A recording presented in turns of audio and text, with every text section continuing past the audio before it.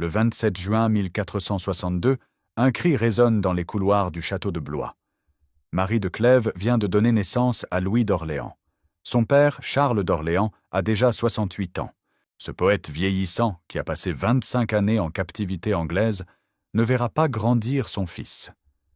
3 ans plus tard, Louis devient orphelin. Le petit duc d'Orléans hérite d'un nom prestigieux mais dangereux. Sa famille descend directement de Charles V et représente une lignée royale concurrente. Louis le XIe, surnommé l'araignée universelle, voit d'un mauvais œil cette branche cadette qui pourrait contester l'autorité des Valois.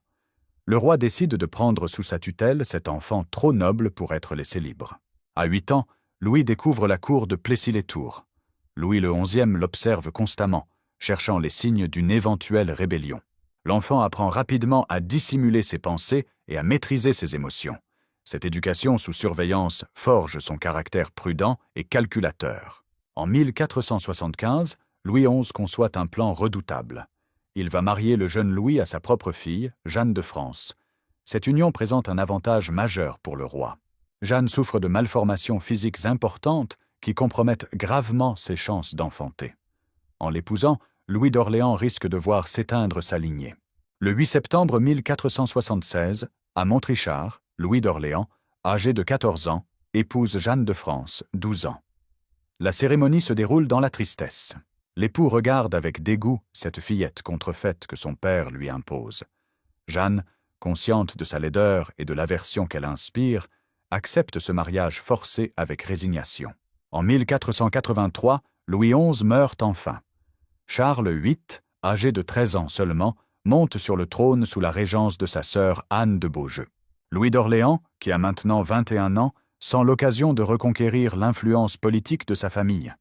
Il n'accepte pas d'être écarté du pouvoir par une simple régente. Avec d'autres grands seigneurs mécontents, Louis forme la Ligue du bien public. Cette coalition aristocratique prétend vouloir réformer l'État, mais cherche en réalité à affaiblir l'autorité royale pour récupérer ses anciens privilèges. Louis y voit l'opportunité de se venger des humiliations subies sous Louis XI. La guerre civile éclate. Louis d'Orléans prend les armes contre son beau-frère, le roi. Il espère contraindre Charles VIII à partager le pouvoir avec la haute noblesse.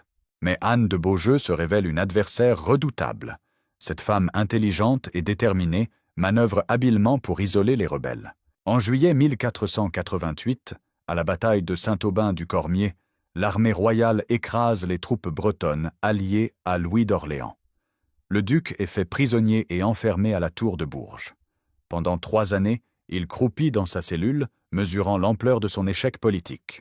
Cette captivité transforme profondément Louis d'Orléans. Il comprend que l'affrontement direct avec l'autorité royale mène à la ruine. Désormais, il privilégiera la patience et la diplomatie. Cette leçon d'humilité le prépare paradoxalement à devenir un excellent roi. En 1491, Charles VIII libère Louis d'Orléans et lui pardonne sa rébellion. Le roi a besoin de réconcilier la noblesse pour mener ses projets italiens. Louis retrouve sa place à la cour, mais reste dans l'ombre de son cousin royal. Charles VIII épouse Anne de Bretagne en décembre 1491. Cette union garantit l'indépendance de la Bretagne tout en la rattachant à la couronne française. Anne apporte en dot un duché riche et stratégique. Tout semble promettre un règne prospère. Mais le destin frappe cruellement la famille royale. Anne de Bretagne met au monde plusieurs enfants, mais tous meurent en bas âge. Charles Orlando, l'héritier tant espéré, décède en 1495 à 3 ans. 2 autres fils suivent rapidement leur frère aîné dans la tombe. Une fille survit quelques mois avant de s'éteindre à son tour. Ces deuils répétés accablent Charles VIII et Anne de Bretagne. Le roi tombe dans une mélancolie profonde. L'absence d'héritier mâle fait planer une menace terrible sur le royaume. En cas de mort du roi, la couronne reviendrait à son plus proche parent masculin, Louis d'Orléans. Le 7 avril 1498, Charles VIII se promène dans les galeries du château d'Amboise. Il heurte violemment un linteau de pierre avec sa tête. Quelques heures plus tard, le roi de France rend son dernier souffle. À 36 ans, Louis d'Orléans devient roi de France sous le nom de Louis XII. Le nouveau roi comprend immédiatement l'importance de se concilier l'opinion publique. Contrairement à ses prédécesseurs qui gouvernent par la crainte, Louis XII choisit de séduire ses sujets par la bonté et la justice. Cette stratégie politique révolutionnaire va transformer l'image de la royauté française. Sa première décision marque les esprits. Louis XII annule tous les impôts levés sans l'accord des États généraux. Cette mesure populaire coûte cher au trésor royal, mais elle conquiert immédiatement l'affection du peuple. Les bourgeois et les paysans découvrent un souverain qui respecte leurs deniers. Louis XII réforme ensuite l'administration judiciaire. Il nomme des magistrats compétents et intègres, réduit les délais de procédure, lutte contre la corruption des juges. La justice devient plus rapide et plus équitable. Les petites gens, habituellement victimes des lenteurs administratives, bénéficient enfin d'un système judiciaire efficace. Le roi surveille personnellement l'application de ces réformes. Il reçoit régulièrement les plaintes des sujets, contrôle l'action de ses officiers, sanctionne les abus. Cette attention constante aux détails administratifs étonne la cour, habituée aux rois plus soucieux de guerre que de gouvernement. En matière fiscale, Louis XII innove également. Il préfère vendre des portions du domaine royal plutôt que d'accabler le peuple de nouveaux impôts. Cette politique budgétaire inhabituelle prouve sa sincérité. Le roi préfère s'appauvrir personnellement plutôt que de ruiner ses sujets. Devenu roi, Louis XII se trouve face à un problème délicat, son mariage avec Jeanne de France. Cette union, imposée par Louis XI, l'empêche d'épouser Anne de Bretagne, veuve de Charles VIII. Or, cette alliance matrimoniale s'avère indispensable pour maintenir la Bretagne dans le giron français. Louis XII décide d'obtenir l'annulation de son premier mariage. Il charge ses juristes de trouver des motifs canoniques valables. L'argumentation développée révèle un cynisme remarquable. Le roi prétend que son mariage n'a jamais été consommé à cause des malformations de Jeanne.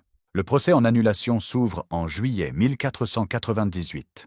Louis XII fait témoigner des serviteurs qui attestent l'impossibilité physique de consommer l'union. Des médecins examinent Jeanne et confirment ses infirmités. L'enquête révèle des détails intimes humiliants pour la pauvre reine répudiée. Jeanne de France se défend courageusement. Elle affirme que son mariage a été consommé normalement et que son époux ment par ambition politique. Mais comment une femme seule peut-elle lutter contre la volonté royale? Les témoins favorables au roi se multiplient, tandis que ceux qui soutiennent Jeanne se taisent par peur. Le 17 décembre 1498, les juges ecclésiastiques prononcent l'annulation du mariage royal. Louis XII retrouve sa liberté matrimoniale. Jeanne reçoit en compensation le duché de Berry et une pension confortable. Cette générosité ne rachète pas l'humiliation publique infligée à cette femme vertueuse. Libéré de ses liens matrimoniaux, Louis XII peut épouser Anne de Bretagne. Cette union représente un enjeu géopolitique majeur. Elle garantit le maintien de la Bretagne sous souveraineté française, tout en évitant une guerre de succession. Anne de Bretagne, âgée de 22 ans, accepte ce second mariage royal. Veuve depuis 8 mois seulement, elle comprend que son destin personnel importe moins que l'indépendance de son duché. Cette femme, intelligente et cultivée, sait négocier les conditions de sa nouvelle union. Le contrat de mariage, signé le 19 août 1499, révèle la puissance politique d'Anne de Bretagne. Elle conserve le titre de duchesse de Bretagne et le droit de transmettre son duché à sa descendance. En cas de mort prématurée de Louis XII, elle redeviendrait souveraine indépendante de Bretagne. La cérémonie de mariage se déroule à Nantes le 8 janvier 1499. Louis XII épouse ainsi pour la seconde fois une veuve de Charles VIII. Cette répétition historique amuse la cour et inspire les chroniqueurs. Le nouveau couple royal s'installe au château d'Amboise. Anne de Bretagne apporte à Louis XII une dot considérable. Outre la Bretagne, elle possède des domaines dans plusieurs provinces françaises. Cette richesse permet au roi de financer ses futures expéditions italiennes sans ruiner le trésor royal. Malheureusement, ce second mariage ne donne pas l'héritier mâle tant espéré. Anne met au monde 2 filles, Claude en 1499 et Renée en 1510. L'absence de descendance masculine pose à nouveau le problème de la succession royale. Louis XII hérite des prétentions italiennes de Charles VIII, mais il y ajoute ses propres revendications. En tant que petit-fils de Valentine Visconti, il estime avoir des droits sur le duché de Milan. Cette conviction personnelle va l'entraîner dans 20 années de guerre coûteuse. En 1499, l'armée française franchit les Alpes sous le commandement de Gian Giacomo Trivulzio. Milan tombe rapidement aux mains des Français. Ludovic Sforza, le duc légitime s'enfuit vers l'Autriche. Louis XII fait son entrée triomphale dans la capitale lombarde le 6 octobre 1499. Cette première victoire enivre le roi de France. Il se fait couronner duc de Milan et réorganise l'administration du duché selon le modèle français. Mais Ludovic Sforza ne renonce pas. Soutenu par l'empereur Maximilien et les cantons suisses, il reconquiert Milan en février 1500. Louis XII doit reconquérir son duché. La bataille de Novare, le 8 avril 1500, voit la défaite des troupes milanaises et suisses. Ludovic Sforza, capturé par trahison, finit ses jours prisonnier au château de Loches. Milan redevient française, mais pour combien de temps? Parallèlement, Louis XII s'allie avec Ferdinand d'Aragon pour conquérir le royaume de Naples. Cette alliance contre nature unit deux prétendants au même trône. Le traité de Grenade, signé le 11 novembre 1500, prévoit un partage du royaume napolitain entre France et Espagne. Les armées franco-espagnoles conquièrent Naples en 1501, mais très vite, les alliés se disputent le butin. Louis XII veut tout le royaume pour lui seul. Ferdinand d'Aragon refuse de céder ses conquêtes. La guerre reprend entre anciens alliés. Les campagnes napolitaines tournent au désastre pour la France. Gonzalve de Cordoue, le grand capitaine espagnol, inflige aux Français une série de défaites humiliantes. À Seminara, à Cerignola, au Garigliano, les armées de Louis XII s'effondrent face à la tactique espagnole. Ces défaites révèlent la supériorité militaire de l'infanterie espagnole sur la cavalerie française. Les tercios, formation disciplinée mêlant piques et arquebuses, massacrent la chevalerie française traditionnelle. Louis XII doit accepter cette révolution militaire qui rend obsolète l'art de guerre médiéval. En 1504, le traité de Lyon contraint Louis XII à abandonner ses prétentions napolitaines. Le royaume du sud de l'Italie devient définitivement espagnol. Cette humiliation diplomatique marque la première grande défaite du règne de Louis XII. Mais le roi ne renonce pas à l'Italie. En 1508, il rejoint la Ligue de Cambrai, coalition européenne dirigée contre Venise. Cette alliance regroupe la France, l'Empire, le pape et l'Espagne contre la République de Saint-Marc, accusée de trop d'ambition territoriale. La bataille d'Agnadel, le 14 mai 1509, voit la victoire éclatante des Français sur les Vénitiens. Louis XII reconquiert toutes les places lombardes occupées par Venise. Cette revanche militaire redonne confiance au roi et à ses généraux. Pourtant, cette victoire précipite la formation d'une nouvelle coalition anti-française. Le pape Jules II, effrayé par les succès français, change d'alliance et forme la Sainte Ligue avec Venise, l'Espagne et l'Angleterre. Louis XII se retrouve isolé face à l'Europe entière. La guerre reprend en 1511 avec une violence accrue. Les Français subissent une série de revers qui compromettent leurs positions italiennes. À Ravenne, le 11 avril 1512, l'armée de Louis XII remporte une victoire sanglante mais inutile. Le commandant français Gaston de Foix meurt au combat. Cette victoire à la Pyrrhus affaiblit plus qu'elle ne renforce la position française. Les pertes humaines sont énormes, les finances royales s'épuisent, l'opinion publique commence à critiquer ces guerres lointaines qui ruinent le royaume sans profit visible. Louis XII doit faire face à une opposition grandissante. Les États généraux de 1506 avaient certes proclamé le roi « père du peuple », mais cette popularité s'érode à mesure que s'éternisent les campagnes italiennes.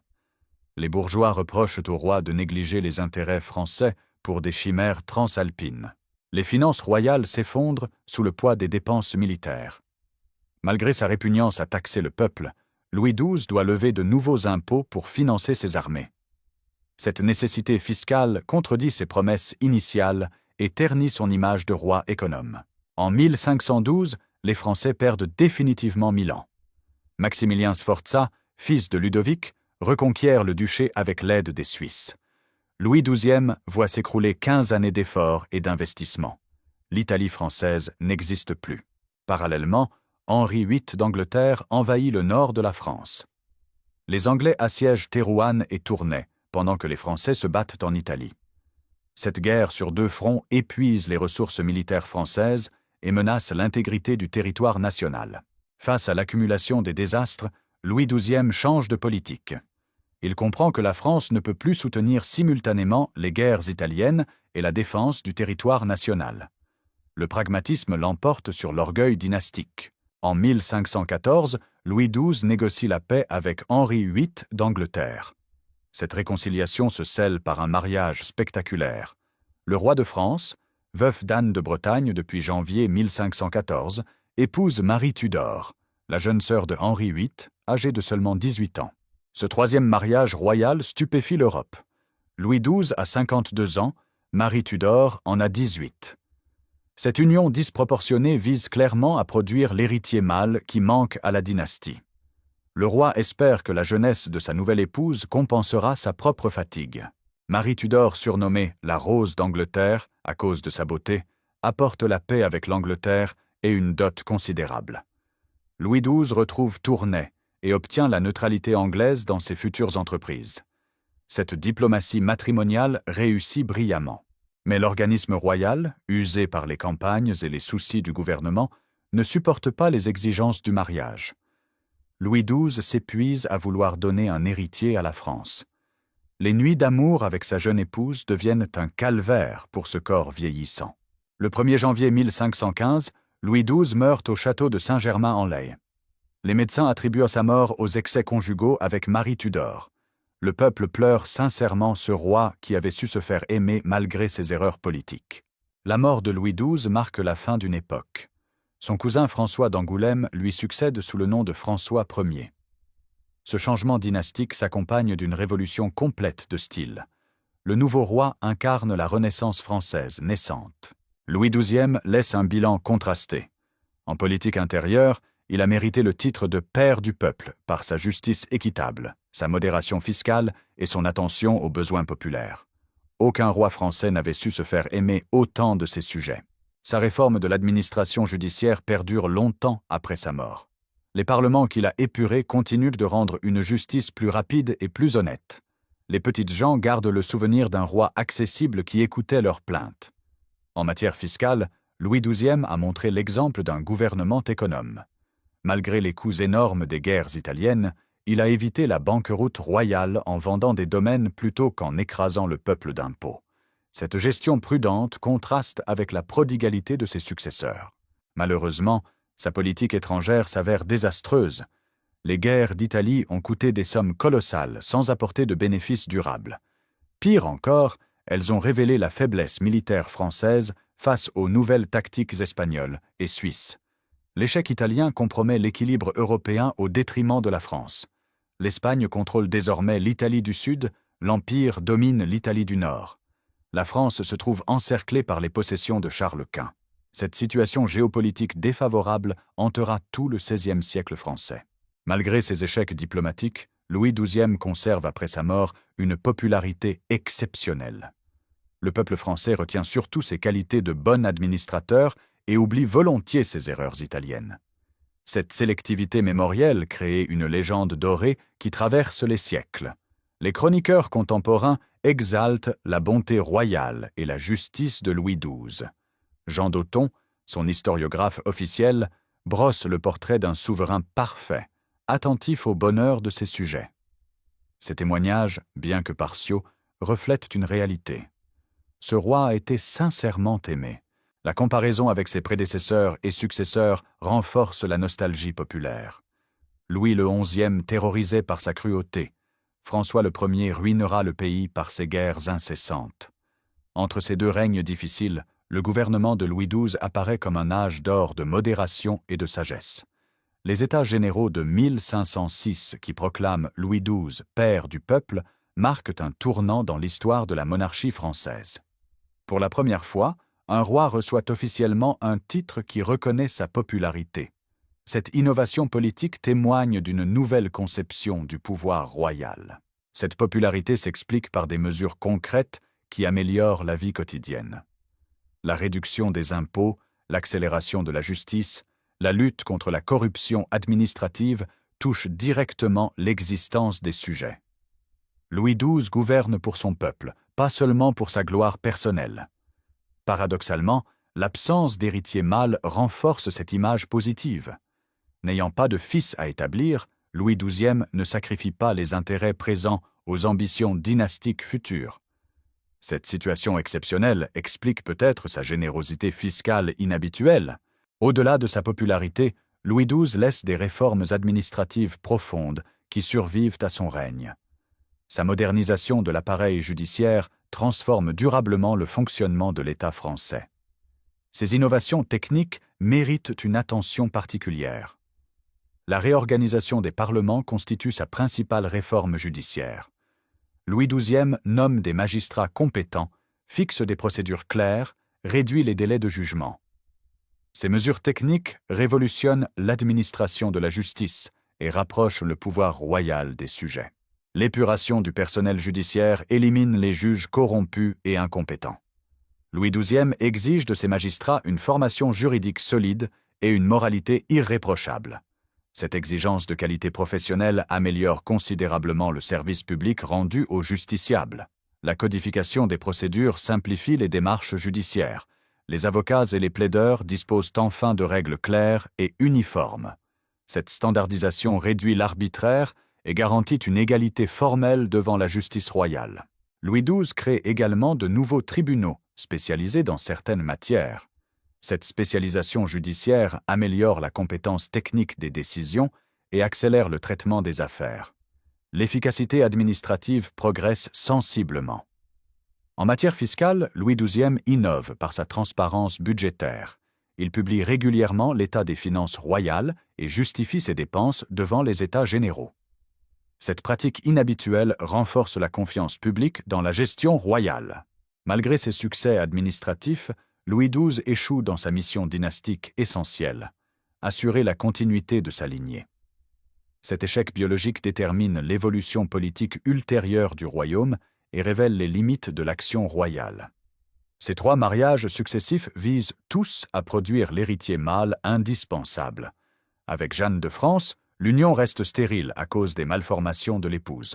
Avec Anne de Bretagne, 2 filles naissent, mais aucun fils viable. Avec Marie Tudor, la mort interrompt prématurément les espoirs dynastiques. Cette absence d'héritier mâle fragilise l'autorité royale et nourrit les ambitions nobiliaires. François d'Angoulême, héritier présomptif, attend impatiemment la mort de son cousin âgé. Cette situation crée des tensions politiques qui affaiblissent le pouvoir royal. La transmission de la couronne à François Ier modifie profondément l'orientation politique française. Le nouveau roi abandonne la prudence de Louis XII pour une politique de grandeur coûteuse. Cette rupture de style compromet les acquis administratifs et financiers du règne précédent. L'héritage breton pose également problème. Anne de Bretagne lègue son duché à sa fille Claude, promise à François d'Angoulême. Cette transmission unit définitivement la Bretagne à la couronne française, mais au prix d'un mariage forcé qui brise les espoirs d'indépendance bretonne. La question dynastique révèle les contradictions du système monarchique. Un roi populaire et efficace ne peut transmettre ses qualités personnelles à son successeur. L'hérédité royale, principe fondamental de la légitimité, ne garantit pas la continuité des bonnes politiques. 5 siècles après sa mort, Louis XII conserve une place unique dans la mémoire française. Seul roi à avoir reçu officiellement le titre de père du peuple, il incarne l'idéal d'un monarque au service de ses sujets plutôt que de sa gloire personnelle. Cette popularité posthume dépasse largement les frontières chronologiques de son règne.